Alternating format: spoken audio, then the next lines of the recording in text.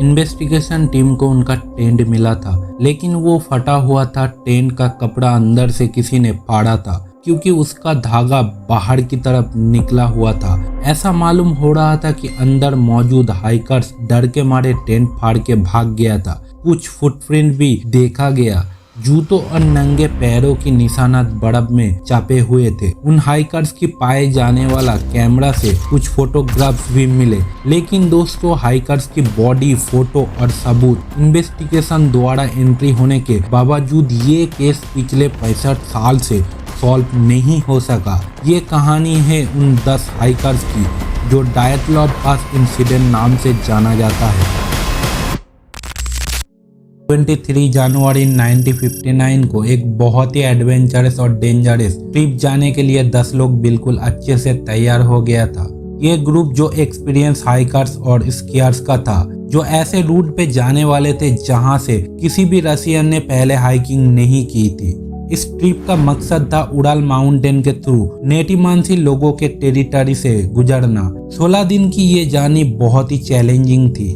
दोस्तों इस ग्रुप में 8 लड़के और 2 लड़की थी, जिनमें इगोर डायटलॉव ग्रुप का लीडर था। डायटलॉव ने शायद ये सोचा नहीं था कि ये एक्सपीडिशन इतना इनफेमस बन जाएगा।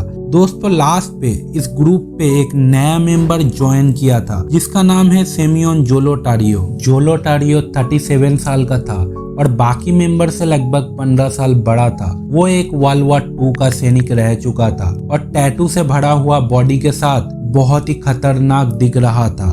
कुछ लोगों का कहना है कि वो सीक्रेट एजेंट था, जिसे किसी मिशन के लिए इंक्लूड किया था। जनवरी 23 को ये ग्रुप ऑफिशियली अपने ट्रिप के लिए निकलते हैं। इस ग्रुप अगले कुछ दिनों के लिए ट्रेन, बस, ट्रैक और घोड़े पर सफर किया।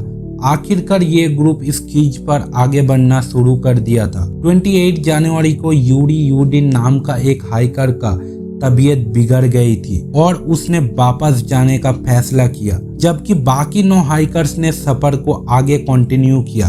ये उस लम्हे की फोटो है जब यूरी ने अपने साथियों से अलग हो रहे थे, लेकिन क्या मालूम था उसको कि आज के दिन ये उन लोगों का आखिरी बार देख रहा है। दोस्तों बाकी के 9 हाइकर्स अपने सफर को कंटिन्यू रखते हैं, अपने बर्फीले जर्नी को एंजॉय करते हुए। इगोर अपने कैमरा और डायरी में इन सभी मोमेंट और इंसिडेंट को डॉक्यूमेंट्री कर रहा था। यहाँ तक सारी चीजें नॉर्मल चल रहा था। 1 फरवरी को वो एक पहाड़ की बटन पे पहुंचे, जिसको वहाँ का लोकल लोग माउंटेन द डेड नाम से बुलाता था। वो सभी यहाँ पर टेंट लगाने का और रुकने का सोचता है। ये आखिरी तस्वीर है जो उनका कैमरा से मिला था और ये आखिरी वर्ड था जो उनका डायरी से मिला था। दोस्तों यहाँ तक जो हुआ वो सब कुछ उनका डायरी से लिखा हुआ मिला, लेकिन इसके बाद क्या हुआ ये किसी को भी मालूम नहीं हुआ।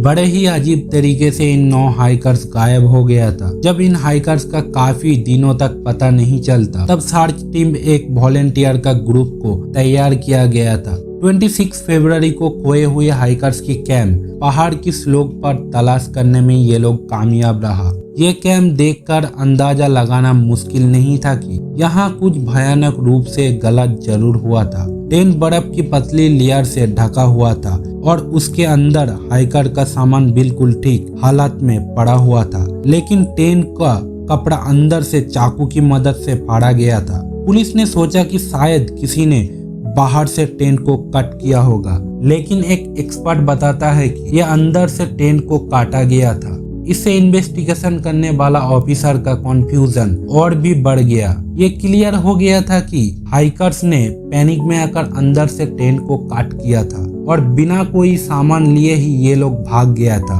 अब टेंट का बाहर एक फुटप्रिंट मिला है जो हाइकर्स के रनिंग के डायरेक्शन को शो करता है। फुटप्रिंट देखकर ऐसा लग रहा था कि सभी हाइकर्स बूट नहीं पहना था, लेकिन सॉक्स पहनकर ही चल रहा था। दोस्तों ये हाइकर्स की फुटप्रिंट कुछ 500 मीटर तक चले और उसके बाद वो कहीं गायब हो गया था। शायद बाद में पड़ने वाला बर्फ उनको छुपा दिया था। इन्वेस्टिगेशन करने वाले की टीम इन फुटप्रिंट की डायरेक्शन में आगे बढ़ने लगे और थोड़ी देर बाद वहां एक टोल ट्री के नीचे 2 बॉडी मिलता है। ये बॉडी बिना कपड़े का था छोटी सी आग के सामने पड़ा हुआ था। ये बॉडी था यूरिक रीबना सिंह और यूरिक डोरो सिंह की। इन लोगों की बॉडी बर्फ में जम गया था। एक बॉडी की फिंगर काला भी पड़ गया था और उन पे 3rd डिग्री बर्न्स भी हो चुका था। उसके मुंह में मांस का एक टुकड़ा भी मिला था जो उसका खुद का हाथ का था और दूसरा बॉडी की बाल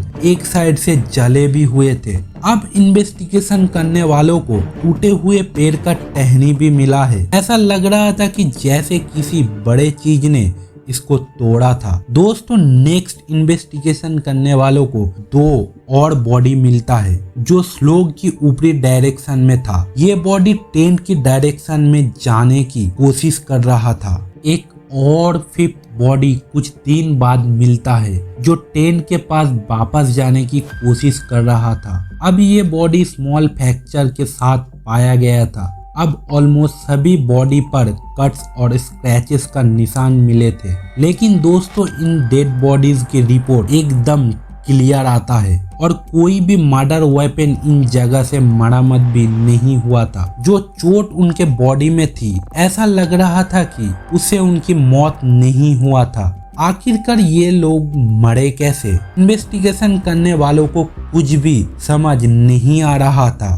दोस्तों आखिरकार 4 और हाइकर्स की बॉडी जंगल की एक चट्टान के नीचे से मरम्मत हुई थी। इनका एग्जैक्ट लोकेशन था ट्रोल टी से लगभग 75 मीटर ऑपोजिट डायरेक्शन में थी। इनमें से 3 को गहरे चोट लगा हुआ था, एक का सर फटा हुआ था और 2 की पसलियां टूटी हुई थी। एक बॉडीज की राइट साइड में हेमरेज आया हुआ था और एक बॉडीज का लिप्स मिसिंग था और वहीं पर दूसरे बॉडीज की आंख पैर सब कुछ मिसिंग था। ऐसा लग रहा था कि जैसे कोई जानवर हमला किया हो। अब ये 4 लोग ज्यादा देर तक जिंदा रहा था और 5 बॉडी से कपड़ा कट करके पहन भी रहा था और इन्हीं लोगों का कपड़े से हाई रेडिएशन लेवल डिटेक्ट भी हुआ था। 28 मई के दिन इन्वेस्टिगेशन अचानक से रोक दिया जाता है। ये कहा जाता है कि मामला मर्डर का है, लेकिन ये भी क्लियर था कि कोई भी इंसान तो ऐसे मर्डर नहीं कर सकता। इसके बाद काफी सारे थ्योरीज बाहर आए। कुछ रिपोर्टर्स का ये कहना था कि स्ट्रेंज की रोशनी के गोले उस दिन आसमानों में देखा गया था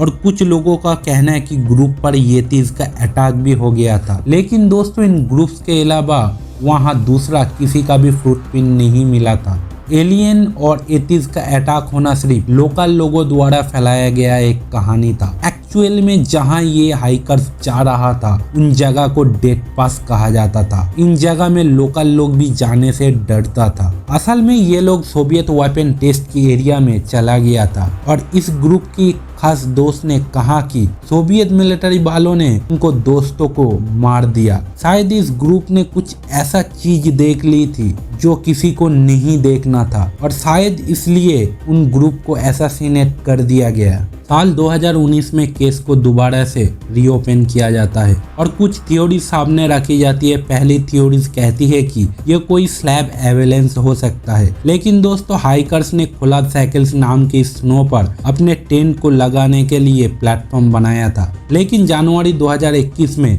पब्लिश हुआ कि एक साइंटिफिक मॉडल ये दिखाता है कि इसके साथ स्ट्रॉन्ग डाउन स्लोप हवा ने टेंट के ऊपर बर्फ को जमा दिया था, जिससे कि एक डेडली स्लैब एवेलेंस गर हो गया था और इस एवेलेंस से वही इंजरीज हो सकता है जो उन हाइकर्स की शरीर से मिला था। दूसरा थ्योरीज ये कहता है कि एक स्ट्रॉन्ग कैटाबिटिस विंड था जो माउंटेन से नीचे उतरते हुए पावरफुल विंड होता है। ये ग्रेविटी की वजह से और ज्यादा स्पीड पकड़ लेता है।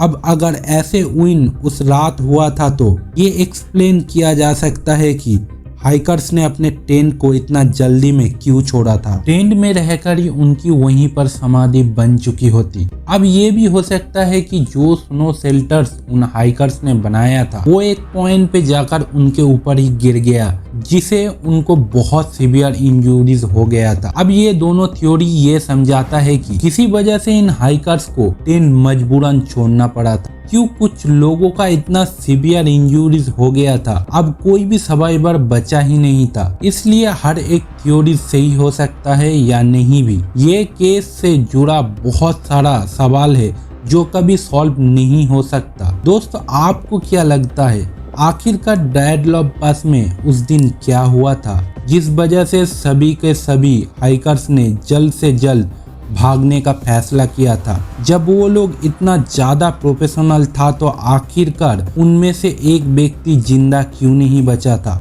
आपको क्या लगता है कमेंट सेक्शन में जरूर बताना। अगर वीडियो अच्छा लगा तो चैनल को सब्सक्राइब कर लेना, वीडियो को एक लाइक भी कर देना, क्योंकि ऐसा ही बहुत सारा इंफॉर्मेटिव वीडियो आपको देखने का मिलेगा मेरा ही चैनल पे। फिर मिलते हैं नेक्स्ट वीडियो में।